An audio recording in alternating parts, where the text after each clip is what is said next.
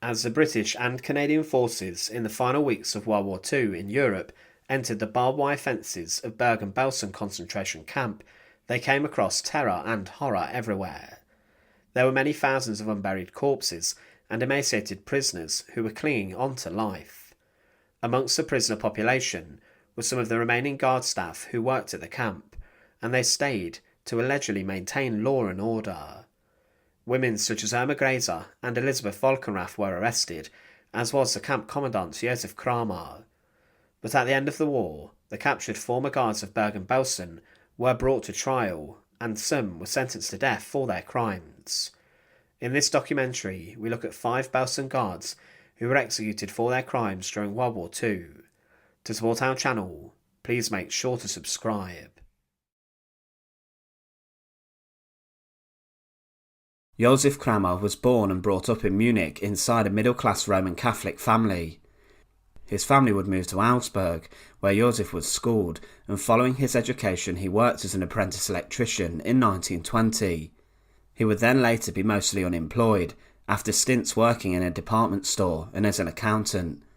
Kramer would join the Nazi Party on the 1st of December 1931, and would then join the SS in 1932.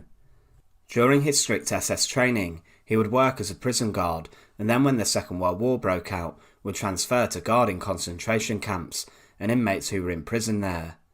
He had been assigned as a guard at Dachau concentration camp in 1934, and during his time spent here, he would rise rapidly as he experienced promotion after promotion. He would then become a senior figure in the leadership of Sachsenhausen and also Mauthausen camps, and during this he would catch the attention of higher-ranking Nazis. It was clear that within the concentration camp system, Josef Kramer found a home and a purpose for possibly one of the first times in his life. He would become the assistant to Rudolf Höss, the infamous commandant of Auschwitz, who would go on to oversee the mass murder of around 1.5 million people inside Auschwitz. In 1940, Kramer was his number 2, and he would accompany Höss to inspect Auschwitz and even helped with investigations as to whether the site would be suitable for a new oil and rubber plant, which at the time Germany was suffering from a shortage of. The goal would have been to use labour from the camp in this plant. Because of his work, Kramer would be given control of his own concentration camp, Natzweiler Struthof, in April 1941, which was established in the Alsace-Lorraine area of France. It was the only camp established within France by the Nazis. It was here in which Kramer would take part in many more crimes of the Holocaust. For example, he personally, as commandant, performed the gassings of 80 Jewish men and women who had been selected to be used in a Jewish skeleton collection, which was to be housed at the Reich University of Strasbourg. 46 of these inmates were Jews from Greece, and it wasn't just men who were killed, with women suffering Kramer's brutality too. Kramer would admit later during his trial that the purpose of the Natzweiler camp was to let prisoners work in the nearby quarry, and he would admit that he gassed these individuals on the orders of Heinrich Himmler. He would state how he forced the people himself into the gas chamber, and that women inside the chamber continued to breathe for around half a minute before succumbing to the gas. The Nazis would recognise Kramer's work within the system, and he was promoted to the rank of Hauptsturmführer or captain in 1942. He would then be transferred in May 1944 to become the camp commander in charge of operations at Auschwitz II-Birkenau. This was the main extermination element within the complex of Auschwitz, and Kramer would oversee the deaths of dozens of thousands of people within the gas chambers of Auschwitz and the crematoria. He was brought to the camp to help manage the gassings of newly transported prisoners in May 1944, and he would later be deemed to have been responsible for the murders committed in Auschwitz. He would maintain that he would not take part in the selection processes, however this would later be proved otherwise, when witnesses would state how Kramer took an active role in the selection parades. In one example, he would even load people onto the trucks, and he even beat them severely when they would oppose this and resist. Josef would claim that, "I never took part in the selections. I asked myself, is it really right about these persons who go to the gas chambers? I did not know what the purpose of the gas chamber was." Whilst he was at the camp, there was a revolt at Auschwitz on the 7th of October 1944, where inmates rose up to destroy the crematoria. Kramer would confirm that corporal punishment was allowed at Auschwitz, and how he administered torture around 40 times during his short stint there, and he would also confirm that guards were allowed dogs. During his trial and other defendants' trials, it would be alleged that dogs were used to be set upon the prisoners.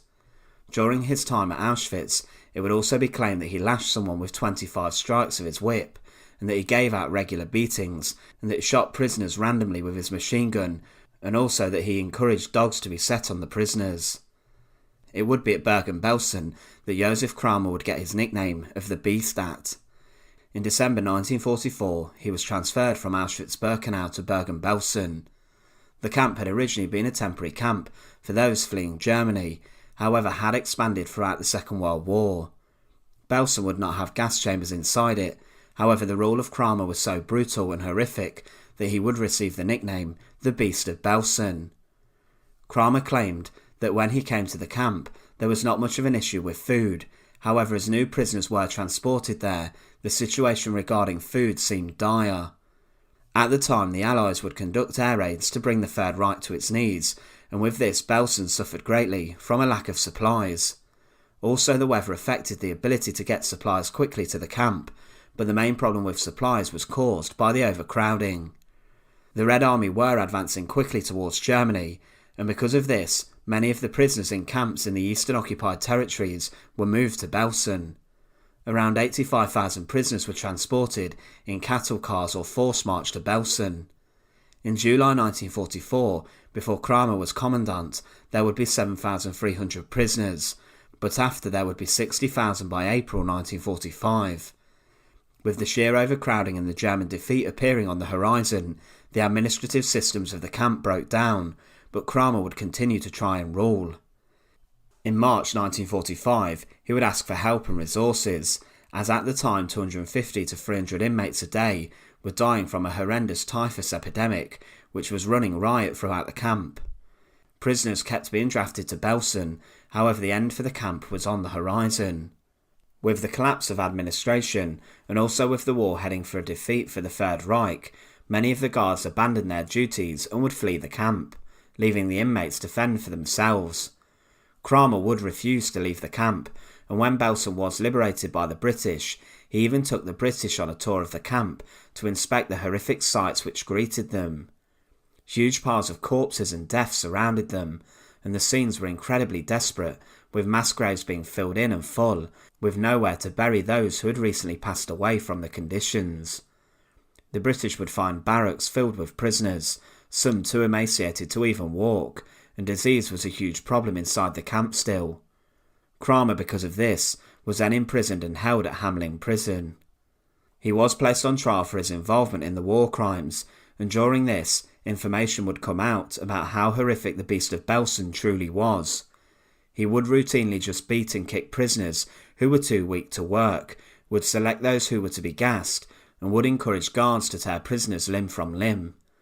Kramer even allegedly kicked one woman to death during selections, and even starved a number of Russian inmates to death as they'd stolen bread.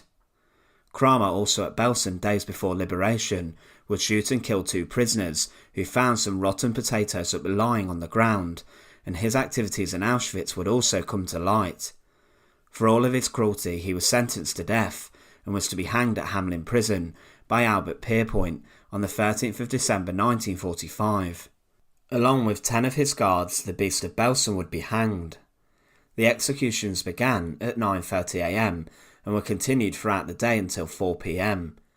First, a number of women, including Irma Grese, were executed, with Pierpoint and his assistant performing the executions. Josef Kramer would be imprisoned in a small cell in Hamlin prison, and at the bottom of the row of cells would be the execution chamber, where Pierpoint would administer the justice. He would perform the executions in pairs, and at around 12:15 p.m, Kramer, along with Dr. Fritz Klein, were fetched from their cells and brought forward to the execution chamber. A gallows with 2 nooses would have greeted the pair, and they made their way up to the scaffold to meet their maker. At 12:19 p.m, Josef Kramer and Dr. Fritz Klein were both hanged simultaneously inside the chamber. They had been the first of the men to be executed after the women were killed. They were hanged using Pierpoint's methods, and then after death was confirmed by the assistant and the doctor, they were cut down. It's assumed that the bodies were then cremated, with the ashes being scattered in an unknown location. Josef Kramer seemed like a man who seemed to thrive inside the concentration camp system, and with leadership over the mass murder of innocents, he seemed to have found his purpose in life.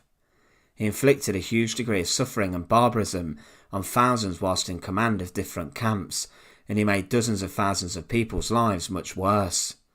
He was a man who certainly, through his horrific acts, definitely deserves the nickname, the Beast of Belsen. There were many different doctors who worked inside of the concentration camps, and many of them became known for their brutality and barbarism. Josef Mengele, for example, was known as the Angel of Death for his experiments upon twins and others, but Fritz Klein is less known than Mengele, but he had a death toll which arguably would be more substantial than Mengele. Klein was born on the 24th of November 1888 in modern-day central Romania. He was someone who was regarded, though, as an ethnic German, and this category of German would be championed and accepted by Hitler when he rose to the position of Führer of Nazi Germany. Fritz Klein from a young age dreamed of studying medicine and becoming a doctor, and he travelled to Budapest to study there. He wanted to help people initially and make them better, but as the First World War broke out, he put his studies on hold and completed his military service. After this, he continued his studies and graduated from the University of Budapest and returned to Romania to become a doctor in Transylvania. But as the Second World War approached on the horizon, Fritz Klein was actually, as a Romanian citizen, drafted into the Romanian army. He was not a frontline soldier, but instead served as a lieutenant doctor for the Romanian forces from 1939, and he worked as a paramedic on the Eastern Front. But it was a few years later that he would take a different path. In May 1943, the Romanian dictator, Marshal Antonescu, was given an ultimatum from Hitler, and the Nazi dictator ordered that all ethnic Germans in the Romanian army should be instead sent to serve in the German armed forces and the Wehrmacht, to increase the numbers of German soldiers, which had been depleted to a huge extent, following Operation Barbarossa and the pushback from Stalingrad. Antonescu had no choice but to accept this, and Fritz Klein was then transferred to German service, and he worked as a doctor for the Wehrmacht and German army, and was even given membership of the Waffen-SS, the military branch of Heinrich Himmler's brutal paramilitary group. He was sent to Yugoslavia to work, presumably fixing soldiers who were fighting the partisans there. But then on the 15th of December 1943, one transfer from the front lines would change Fritz Klein's life forever, and instead of helping the wounded, he would now become a brute who would, instead of making people better, send them to their deaths. Fritz Klein arrived at Auschwitz concentration camp, the largest and deadliest site of slaughter of the Second World War. Over 1 million people died inside the barbed wire fences of Auschwitz, many within a matter of minutes since entering the camp, and then disembarking from the railway boxcars when they got there. To begin with, Fritz Klein was employed inside of the women's camp within Auschwitz-Birkenau, the main extermination centre of Auschwitz. Each day he would inspect different female prisoners, and if they were not fit enough to work, then he would send them to the gas chambers, and these prisoners would be slaughtered. After a stint inside of the women's camp, he was then transferred to the gypsy camp and also the Jewish mixed family camp, and was one of few doctors who worked at Auschwitz. Despite being a doctor, he administered little to no care, and his job was destructive, and he was a cog in the murder machine at the camp. Whilst at Auschwitz, Fritz Klein was involved in these selections. Every day there were inspections of thousands of prisoners within the camp, and those who arrived and those who were not fit enough to work were not even admitted into the camp. They were selected for extermination by doctors such as Klein, and he worked alongside other guards, who would then drive these inmates to their deaths. Klein patrolled the selection yards, and he later claimed at his trial that, "I was given orders to divide the selection into two parts, those who were fit to work and those who were not fit, that is, those who because of their age could not work, were too weak, whose health was not very good, and also children up to the age of 15. The selecting was done exclusively by doctors. One looked at the person, and if she looked ill, asked a few questions, but if the person was healthy, then it was decided immediately." He was a man who every single day played God with people's lives, choosing if they lived or died. It was his decision. He later admitted at trial that he heard about the selections, and that the doctors were forced to make these inside of the infirmary. He claimed he was forced to do this, and he also said that he knew about the gas chambers and the crematoria ovens, and he intricately knew about the killing process. Whilst he worked inside of the infirmary, he stated that he made selections of prisoners who were suffering from scabies, and that these were then gassed to try and stop the disease spreading. He claimed that despite visiting the gas chambers, he did not administer the gas himself, but was there to just check when prisoners had died. He did not necessarily get involved in the experiments at Auschwitz that other doctors such as Mengele were carrying out, but he did know that this was occurring.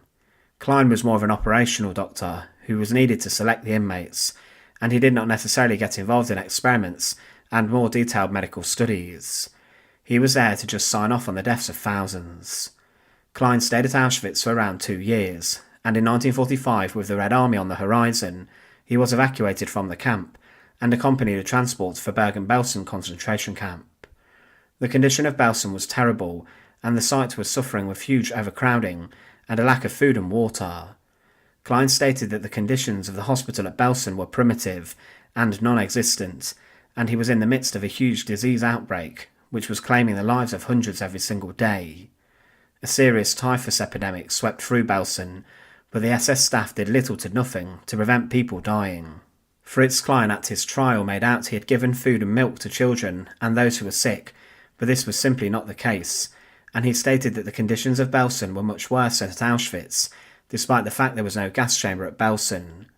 He claimed about this camp that, in the beginning there was some talk of the camp being some sort of exchange camp for prisoners, but later on it did not give me that impression at all. It was not a camp for sick people, it was a death camp, a torture camp. When Bergen-Belsen was finally liberated, with the end of the Second World War, the liberators found a site which was horrific. They discovered around 10,000 unburied corpses scattered around the site, and the liberators did not know where to start. They began to treat the sick, but hiding amongst many of the prisoners were the former guards and staff, including Fritz Klein. He was arrested, alongside other infamous staff such as Irma Grese, the notorious female guard, and the Beast of Belsen, Josef Kramer. Despite documenting the terrible conditions of the camp, and knowing how awful his actions were, Klein never showed any remorse. He stated that, "My Hippocratic oath tells me to cut out a gangrenous appendix of the human body. These prisoners are the gangrenous appendix of mankind. That's why I cut them out." He had no sympathy at all and was tried as defendant number 2 at the Belsen Trials, and for his actions in exterminating thousands, Fritz Klein was sentenced to death. He was sent to Hamelin prison to await his execution, and remained on death row for some time.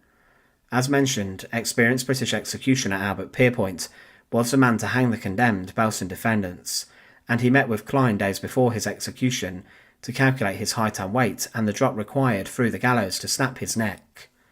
On the 13th of December 1945, Fritz Klein was summoned out of his prison cell, along with the Beast of Belsen, Josef Kramer, the former commandant. The pair were led into the execution chamber together. Before them the female guards, Elisabeth Volkenrath, Irma Grese, and Johanna Bormann had been hanged on their own individually, but the decision was taken to execute the men in pairs. Pierpoint used the simultaneous gallows, and Klein was helped up on the scaffold steps and onto the platform. Pierpoint had made a chalk X on the floor above the trapdoor, and Klein was in position there. A black cap was thrown over Klein's head, and then Pierpoint secured the noose and made sure it was positioned correctly. He did the same for Kramer, before he released the trapdoor, and the evil doctor of Bergen-Belsen and Auschwitz was executed and his neck snapped. His remains were cut down after death was confirmed, and his body was then placed in a coffin and was actually buried within the prison courtyard close to where he had been executed. Klein's body was also disinterred years later and exhumed, and his remains were then reburied in Hamelin's Amvel cemetery. Fritz Klein was a doctor who was one of the most destructive cogs in the Nazi and SS killing machines of the concentration camps. He was someone who had absolutely no remorse for his actions, and every day he signed off on and selected thousands to be slaughtered inside the gas chambers. He had no sympathy for his victims, and at trial he told the courtroom about the terrible conditions of the camps where he had worked. He was a man who believed he was doing the right thing, exterminating thousands. Irma Grese was born on the 7th of October 1923 inside of a small village named Rechen. It was a very rural upbringing for her, and she was raised around 50 miles north of Berlin. Her father, Alfred, was a farmer, and her mother took her own life in 1932 when she was 9 years old, and it was believed the marriage problems that she had with her husband may have led to this. But this left Irma and her 4 siblings without a mother, but her father was considered a man who regularly visited church, but he was very strict and stern with his children, and he often beat them.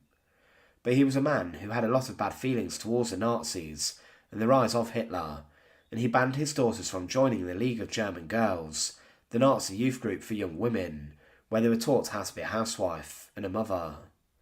But Irma and her sister Helene joined the group against her father's wishes, and she became brainwashed by the Nazis, and she indulged in many of their policies.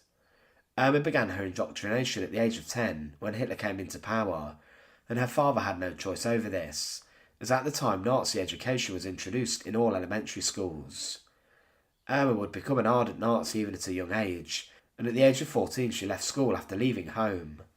She then worked as a farmhand for 6 months, before working in Lucien, in a shop as a retail sales clerk. She may have left home due to the rift which was opening up between her and her father, as he was disgusted by Irma's influence inside of the Nazi party, and how she was beginning to venerate Hitler. Irma, though, was a girl who was not considered the most violent at a young age, as she would often run away from fights and not get involved in them, but at some point she changed completely. In 1939 she went to study nursing, but she went to do this at the Hohenlychen Hospital, a place where SS members would go to convalesce, around 20 miles from her hometown. This was where many top-ranking Nazis would go to be treated, and she trained, it's believed, under Karl Gebhardt, who would during the Second World War be known as a disgusting and evil doctor who performed shocking medical experimentation.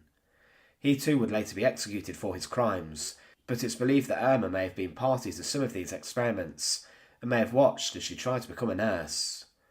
Whilst here it's likely she became further indoctrinated with the SS also, but she apparently was not good enough to be a nurse, and it was said she was best fit for other lines of work. She was around 17 at the time, but Irma then spoke to one of Gebhardt's friends at Ravensbrück, an all-female concentration camp. She went here for work in April 1941 and was told to come back in 6 months when she was 18. In the meantime she worked at a dairy farm and as a machinist, but she then went back to Ravensbrück and she joined the SS as an SS Aufseherinnen, or a female concentration camp guard. Women were asked to work in this line of employment from all over Germany, and around 2,500 would serve during the Second World War. Irma had to pass a number of exams, and she was also asked questions to ensure she was a Nazi and a strong one, who knew about the party and the race laws. She then was hired to train as a concentration camp guard, and she went through 3 weeks of hard and difficult training. On one of her first days she actually apologised to a prisoner who stepped out in front of her, and this was deemed not good enough, and she was then told how to brutally deal with inmates and how to not be polite to them. She around this time began to have relations with the SS male officers at the camp, and it was said that it appeared that all Aufseherinnens, married or unmarried, had one or more constant SS lovers. She would have indulged in the drinking bouts and parties that the SS had in the evening, but after 3 weeks she was trained. She then went to participate in many inmate beatings at Ravensbrück, and each month she was making 54 Reichsmarks in salary. She was trained by other sadists, but at the age of 19 it was time for her to move on. She received orders that she was going to be transferred to Auschwitz-Birkenau, near to Krakow. Before this move she went home, and Irma visited her father, and whilst wearing her full SS uniform, she had a huge argument with him. Her father allegedly struck her during this, and he then told her never to come home. But when she got to Auschwitz, Irma Grese was assigned to the women's camp at Birkenau, and this was the main extermination part of the site where thousands were killed in the gas chambers. She had a number of duties there, including commanding the gardening squad, working on the telephones, and even being in control of the mail. She then in May 1944 became an Oberaufseherin, and she was given the task of commanding over 30,000 female prisoners in Birkenau's B-22C camp.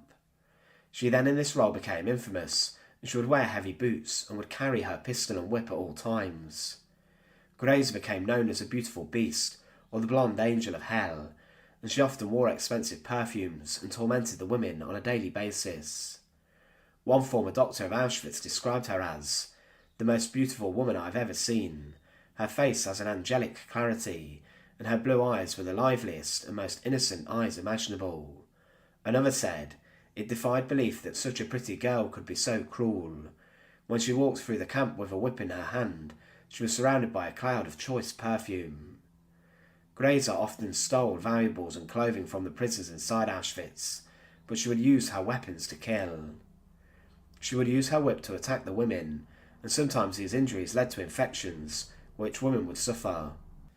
Doctors would then be forced to operate on the women with dirty equipment and no anaesthetics. She would then witness these operations, and it was said, Irma Grese invariably arrived to watch the operation, kicking the victim if her screams interfered with her pleasure, and giving her completely the spasms which shook her entire body and made saliva run down the corner of her mouth. She was also known for shooting inmates at will whenever she liked it. But she also had dogs that she would use to strike fear into prisoners' hearts. During one incident, she was on a bicycle with her dog at the side of her, and any prisoner who could not keep up during a 16-kilometre walk to work was attacked by the canine. One witness of her actions involving the dog said, "We were loading the lorries. Before noon we had an unexpected visitor, Aufseherin Irma, with her 2 leashed dogs. Frau Aufseherin Irma, blonde, with an angel face and snake eyes, the camp's chief torturer. We were very careful not to attract her attention. We pushed and pushed. It seemed to take an eternity to roll the car over the hill. The next team was unable to coordinate its efforts. They were completely unnerved by our visitor. They hesitated and lost control of their wagon. It swayed, bowled down the hill, and capsized, scattering stone over the whole area. The prisoners were completely broken in spirit. Aufseherin Irma set the 2 dogs on them. The girls tried to escape their fangs, but the trained killers easily overtook them. One grabbed a Polish woman which slipped on a rock. The other fell upon a Russian girl. At Irma's orders, the Capo underlings beat and kicked the girls, still untouched by the dogs. The Capo wrote down the numbers of the delinquent team. The dogs were tearing at the girls' bodies. Irma came closer to observe what they were doing. Her eyes were bloodshot. The sight of the blood seemed to intoxicate her. She panted. We stood in a trance, as if at a gladiatorial combat. Irma Grese was also involved in the selection processes, and she would regularly decide with doctors such as Josef Mengele who would live and who would die. She even, it's believed, had an affair with Mengele, as well as other men and women, including female prisoners, and when she got bored of them she would send them to their deaths. Grese did fall pregnant, and she forced the inmate doctor to perform a termination on her, and she even supplied the instruments required, and the doctor did perform this procedure. She did fall in love with an SS man though, Franz Wolfgang Haxinger, who was the chief engineer of Auschwitz I's construction element, and the pair would meet up in the evenings. But as the Second World War turned against the Germans, Irma Grese's work at Auschwitz came to an end, as the camp was evacuated with the Red Army on the horizon. She was transferred to Ravensbrück briefly on the 18th of January 1945, but then in March 1945 she arrived at Bergen-Belsen. Belsen was a site in complete breakdown, as huge numbers of inmates were evacuated there, and she was reunited with many of her former colleagues of Auschwitz, such as Josef Kramer. Whilst at Belsen, Irma Grese continued to be brutal, and she would force inmates to stand or kneel for long periods of time, and at roll call they had to hold rocks above their heads. They were forced to stand in the cold, and if someone struggled she would beat them with her truncheon. Even as the Allies were close by to liberating Belsen, she was still brutalising inmates. Irma Grese remained at the camp as the Allies seized control, and she was there to allegedly maintain law and order. She had the chance to run, but decided against it. She was not immediately arrested and was forced to help bury the over 10,000 corpses that were lying around. She was then arrested on the 17th of April 1945, and many heard about her evil actions, and she was temporarily imprisoned in a Wehrmacht tank training academy nearby. She said, "It was our duty to exterminate antisocial elements so that Germany's future would be assured." Further interrogation went on, and she was then a few months later indicted with others on charges of execution, murder, ill-treatment and barbarism at Belsen and Auschwitz. She was brought to the Belsen Trials, and during the trial it was said she was more bothered by her appearance than the charges that were brought against her. Throughout the trial she remained calm, and she remained unemotional when the evidence was put forward. Witnesses described seeing Irma Grese shooting prisoners at point-blank range, and one said she was beaten by Grese, and that some were even beaten to death. When the trial came to an end, Irma Grese was sentenced to death alongside two other women, Elizabeth Falkenrath and Johanna Bormann. She was taken from her cell, and following this, Grese was known to be crying. She was then sent to Hamelin prison to await her execution, and it was Albert Pierpoint who would take her life. On the 13th of December 1945, Grese was to face a hangman, and she was the second to die that day, as Elizabeth Falkenrath was to die first. It was said of her execution, "We climbed the stairs to the cells where the condemned were waiting. A German officer at the door leading to the corridor flung open the door, and we fired past the row of faces and into the execution chamber. The officers stood at attention. Brigadier Patton Walsh stood with his wristwatch raised. He gave me the signal, and a sigh of released breath was audible in the chamber. I walked into the corridor. Irma Grese, I called. The German guards quickly closed all grills on 12 of the inspection holes and opened one door. Irma Grese stepped out. The cell was far too small for me to go inside. I had to pinion her in the corridor. Follow me, I said in English, and O'Neill repeated the order in German.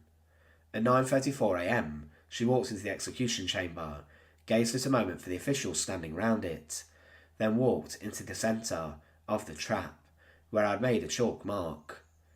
She stood on this mark very firmly, and as I placed the white cap over her head, she said in her languid voice, "Schnell." The drop crashed down, and the doctor followed me into the pit and pronounced her dead. After 20 minutes, her body was taken down and placed in a coffin, ready for burial. Irma Grese was one of the most notorious war criminals of the Second World War, and she was known for being a murderer and a brutal guard who was too happy to beat people with her whip and other weapons. She took many lives with her pistol and was sentenced to death for her crimes. Franz Hostler was born in early 1906 and aspired to become a photographer. He would never achieve his ambition and worked in his early life as a worker inside a warehouse, but during the Great Depression he was let go and remained unemployed. With life seemingly losing purpose, he would join the Nazi Party in November 1932 and would also join the SS. Hostler would also marry and have 3 children, but within the SS he would find his purpose. Within the regime, he would rise to the rank of Obersturmführer and would also join the Waffen-SS as a reserve officer. He was posted inside the SS to work inside Dachau concentration camp in July 1933 and would work as a guard there and also a cook. It was here he would remain until the Second World War began. In June 1940, Franz Hostler was transferred to a new concentration camp which had only just opened. Auschwitz at the time had only recently started to receive its first mass transports of prisoners, and here Franz would work managing the kitchens inside the camp and also work as a supervisor of the sub-camps. He was deployed inside Auschwitz I initially, and it was inside this system where he would commit horrendous crimes.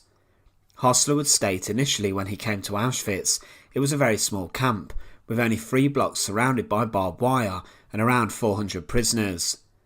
Hostler would maintain that he left the camp, however he was present in a number of horrific killings that took place within Auschwitz. For example, on the 28th of July 1941, he would accompany a shipment of 575 prisoners from Auschwitz I to go to Sonnenstein Castle. This was a euthanasia centre set up, which claimed the lives of around 15,000 prisoners during 1940 and 1941. Those prisoners who were sent here were those considered by the Nazis to be unworthy of life. These prisoners were all murdered, and Hostler would be part of this. In June 1942, he would also help with the killing of 168 survivors of an uprising which failed at the camp. In 1942, Auschwitz-Birkenau would expand to become an extermination camp, and within this part of the complex, Hostler would take on different roles and commands. Birkenau would become the main killing centre of the Holocaust using the gas chambers, and within this Germans would try to exterminate as many people as they could in efficient time. Franz Hostler would visit another extermination camp on the 16th of September, and from his visit would order a group of prisoners within a brigade called the Sonderkommando Hostler to dig up 107,000 corpses from the mass graves surrounding Auschwitz I. He then ordered the remains to be burned within the crematoria of Auschwitz II, which had just been built. Following the cremations, every member of Hostler's work detachment were murdered themselves. An SS camp doctor would also confirm Hostler's murderous crimes, as on the 10th of October 1942 he would liquidate a whole bunker. The SS doctor said, "In connections with the gassings, I declare that on that day around 1,600 Dutch were gassed. This action was led by SS officer Hostler. I remember that he tried to drive the whole group into a single bunker. This was achieved to the last man, who could not be crammed into the bunker. Hostler shot this man with a revolver, and the bunk was then gassed." In August 1943, he was promoted to a senior position within the women's camp of Auschwitz-Birkenau. He would perform many of the selections which took place, in which prisoners were then sent to their deaths within the gas chambers. Hostler would describe the conditions here as not very pleasant. There were many sick people, typhus and other diseases were rampant. He claimed to have tried to improve the conditions, however at his trial he would confirm that he did attend the selections for the gas chambers. He would state when the transports arrived, "It was my duty to guard them, unloading the train." The prisoners would then be separated into two groups. Then the doctors arrived and they selected the people. The people who had been selected and found fit to work were put on one side. The people who were found unfit to work had to go in trucks and were driven off in the direction of the crematorium. Hostler would trick prisoners when they were heading to the gas chambers. Inside the undressing room, he would say, "This is not a holiday resort, but a labour camp. The chance is there for every one of you. We shall look after your health and we shall offer you well-paid work. Hang your clothes on the hooks provided and please remember your number. When you've had your bath, there will be a bowl of soup and coffee or tea for all."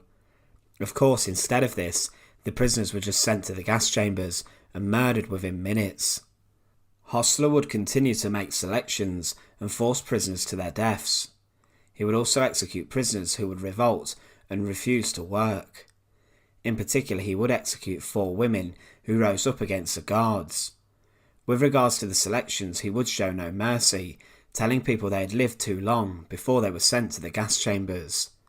He would, however, maintain at his trial that he did not agree with the policy of Jewish liquidation, which was a complete falsity. Franz Hostler would become a commander at Neckarel's concentration camp, part of the Nachweiler Struthof complex.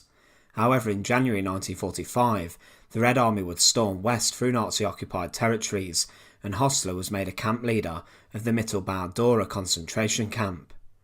He would continue at this time to send prisoners to their deaths, forcing them on death marches to head towards Bergen-Belsen, which was receiving a huge amount of prisoners away from the enemy lines. Hostler himself would continue towards Belsen and arrived on the 8th of April 1945. He became a deputy camp commander under Josef Kramer, the Beast of Belsen. During his time here, he would shoot prisoners until the camp was liberated. When the British arrived at Belsen, the scenes were horrifying. It was a true hell on earth, with bodies lying everywhere and diseases spreading around the desperate prisoners. Hostler would try to hide himself within the prisoners in their uniforms, however was detained by the British Army and was forced to work. The British would use the SS detainees and former guards to bury the thousands of corpses which were lying around the camp. During the Belsen Trials, Hostler was placed on trial for his crimes at Auschwitz. He would claim that prisoners were not given enough food to live on, and that he saw millions killed inside the concentration camp system. He would also claim that many would not go willingly to their deaths, and that he did take part in the selection processes, sending thousands to the gas chambers. He did try to maintain his innocence, however the judges saw right through him. Along with a number of others, including the Beast of Belsen and Irma Grese, Hostler was sentenced to death. The execution of Franz Hostler was carried out by Albert Pierpoint on the 13th of December 1945. That day, Pierpoint would hang all of those sentenced to death during the Belsen Trials. Beforehand, he and his assistant would meet the condemned and calculate their weights and heights and the drop in which was sufficient enough to kill them, snapping the necks of the condemned. The execution chamber at Hamlin Prison was at the end of the rows of the cells in which the guilty were held, and Hostler would have heard the preparations taking place for the executions from his cell. As each member of the former guard detachments of the camp were led out for their executions, Hostler would have contemplated his last moments. The women condemned were executed first by Pierpoint, and then the camp doctor Fritz Klein and commandant Josef Kramer were executed. Interestingly, Hostler was sentenced to death for his crimes in Auschwitz and not Belsen, but he was executed alongside another defendant. Pierpoint was executing 2 people simultaneously on the gallows to speed up the process. After Hostler was dragged out of his cell and brought into the execution chamber, a white cloth was placed over his head and the noose was fastened around his neck. Pierpoint had made a white chalk mark on the trapdoor with an X on it, and Hostler would have been moved into position before the trapdoor opened and Hostler was killed. After a short time hanging, his body was cut down after death was confirmed, with his remains being cremated. The story of Franz Hostler is one which shows us the immense cruelty people could have in one of the darkest places on earth. Within Auschwitz, this SS guard played God with people's lives, deciding on a daily basis who would be sent to death and who would live another day. He would deem many unfit to work, to which they would be sent straight to their murders.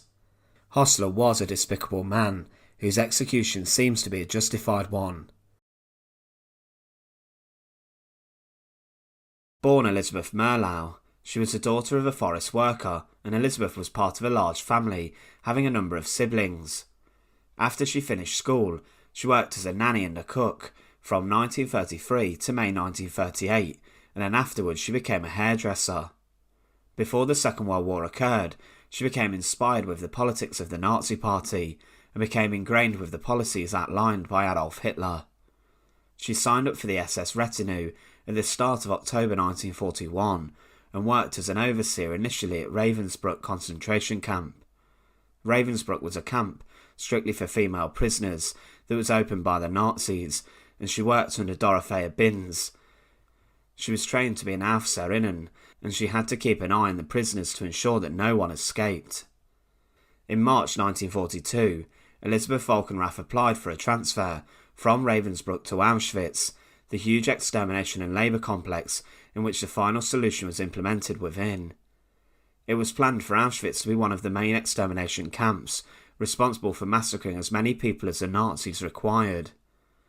Volkenrath became a guard in the prisoner's tailor shop inside of the camp, and then after, in August 1942, she was transferred to the women's area at Auschwitz-Birkenau.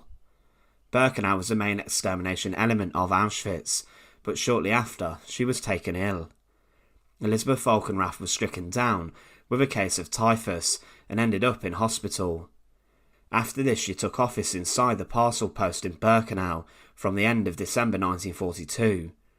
Here she monitored up to 30 prisoners and she would inspect different packages coming into the camp. She ordered the prisoners to inspect the packages that were coming in, many from the Red Cross, and then the goods inside these would be distributed. Volkenrath was also tasked with handing out bread inside of the camp.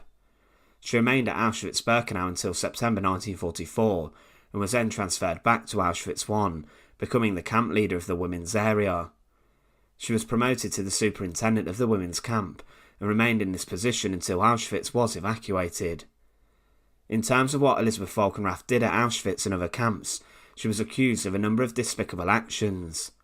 She was accused at her trial of taking part in the selection processes. This is where prisoners would arrive at the camp by train, and those who were simply not fit enough to work would be sent straight to their deaths inside of the gas chambers. Volkenrath was accused of choosing those inmates to be killed immediately, but she would deny this like so many SS guards would at trial. She was also accused of helping to load prisoners onto transports and lorries, which would take them straight to the gas chambers after their fates had been decided. She did claim that she did not know where the lorries were heading. The most shocking claims about Elizabeth Volkenrath relate to her inhumane and cruel treatment of prisoners while she worked in the women's section of Auschwitz. It was said by a number of witnesses that she had a habit of beating women, and she admitted that she did slap the faces of many women whilst working as a guard. A lady, Vera Fischer, stated that she was once beaten so severely by Volkenrath that she was placed in hospital for 3 weeks. It was also claimed that on around 80 occasions she was witnessed beating women prisoners until they were unconscious, and that armed with a rubber truncheon, she even beat many women to death. Helene Herkovitz stated in evidence against Volkenrath that she was questioned about a ring and a locket she was wearing, and after this she was forced to run behind a bicycle to the SS headquarters, where Volkenrath was. There she beat her with a rubber truncheon, and she was placed in a cellar and given bread and water every 3 days. She was then forced to work in the toilets, where she caught typhus and almost died. The accusations continued, with Volkenrath accused of throwing an old woman down a flight of stairs near to the workshop, where the old lady then died immediately. Also, she took food and water away from prisoners, as well as other supplies, leaving them with very little to survive on. Volkenrath also imposed making sport, where prisoners were forced to take part in grueling exercises in a group form of punishment, and sometimes these punishments were so severe that prisoners died from exhaustion. Volkenrath, in terms of her conduct, was also later accused of striking women so hard that they would be knocked down to the ground and would be out cold. It was stated that she once caught a girl who was sick taking some vegetables, and Volkenrath made her kneel down and hold the stolen goods above her head for 4 hours, until she could no longer hold her arms up. After this, she took her rubber truncheon to her and knocked the poor girl unconscious, and it was instructed that no one could help her until nightfall. She was known for being a brutal and savage guard who would happily beat prisoners unconscious and sometimes even to death, imposing a reign of terror onto those poor people inside of the camps. After Auschwitz was evacuated, Elisabeth Volkenrath was sent to Bergen-Belsen concentration camp on the 5th of February 1945, and she worked under the Beast of Belsen, camp commandant Josef Kramer. She stated that once again she fell ill from typhus after a few days of arriving at Belsen, and it's clear that there was a rife typhus epidemic sweeping the camp. The state of Belsen at this time in the war was shocking, with much hunger and desperation all around. On the 15th of April 1945, Bergen-Belsen was liberated by the British. As they entered the camp, they found around 10,000 corpses and around 60,000 prisoners clinging to life. Also at the camp there were a number of guards who had stayed there rather than flee, and one of these was Elisabeth Volkenrath. She was taken to the cellar prison shortly after she was forced by the British to remove all of the corpses and bury them in mass graves. Whilst in prison she was interrogated, and through prisoner testimonies it was clear what a brutal and barbaric woman she clearly was. Prisoners from Belsen and Auschwitz told of her beatings and her thirst for violence at such a young age. She was then placed on trial at the Belsen Trial, which began on September 17, 1945 at Lörneberg. She was charged with crimes committed at Auschwitz and Belsen, and chose to plead not guilty. Volkenrath did admit that she attended selections at Auschwitz, but denied participating, and also said how she did not know about the gas chambers. She admitted to slapping inmates, and stated that the mistreatment of prisoners was a lie. Volkenrath even went as far to say that she had been punished in the fact she had to live like the prisoners. Along with 2 other women and a host of other males such as Josef Kramer, Elisabeth Volkenrath was sentenced to death for her crimes. On the 13th of December 1945, at Hamelin prison, she was taken out of her cell to the execution chamber. Her execution was to be performed by British executioner Albert Pierpoint using the long drop method on a specially built scaffold. Pierpoint and his assistant met previously with all of the condemned to calculate their height, weight and the subsequent drop needed to snap their necks and kill them. Pierpoint on simultaneous gallows performed the execution of those condemned during the Belsen Trials. However, the women condemned would go first. The first of the women to die was Volkenrath. She was brought into the chamber and taken up the stairs to the gallows. At 9:34 a.m, she was placed over a trap door in which Pierpoint had written a chalk X on the ground. A cap was placed over her head, as was a noose, and in seconds the death of Elisabeth Volkenrath occurred, with her neck snapping instantly. She was then declared dead, and her remains were cremated.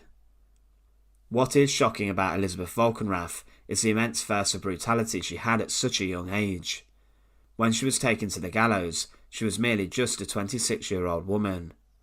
When she committed many of her crimes in Auschwitz, she would have been younger, and she first worked in a concentration camp at the age of 22.